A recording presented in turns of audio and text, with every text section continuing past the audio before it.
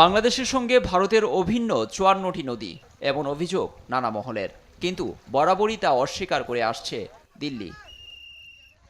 এবারও তাই হলো।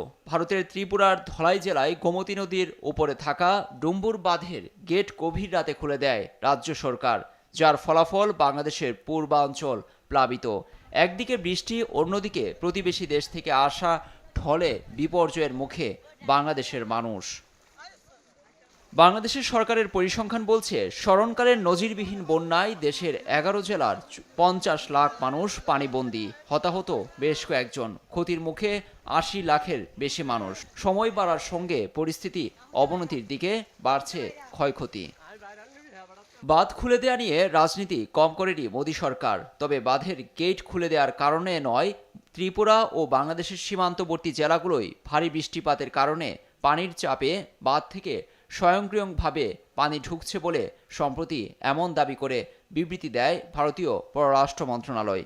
যদিও এমন কথায় গলতে নারাজ বাংলাদেশের বন্যা কবলিত লাখ লাখ মানুষ।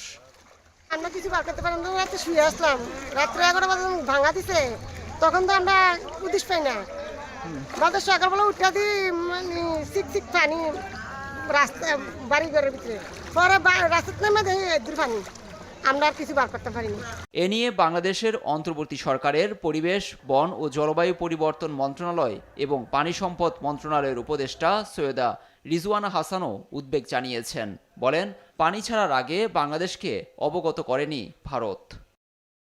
অন্যদিকে ভারতের ত্রিপুরায় এবারের বন্যায় এখন পর্যন্ত মারা গেছেন অন্তত ৩০ জন। বিভিন্ন জায়গায় ঘুরে ঘুরে দেখছেন রাজ্যের মুখ্যমন্ত্রী মানিক সাহা।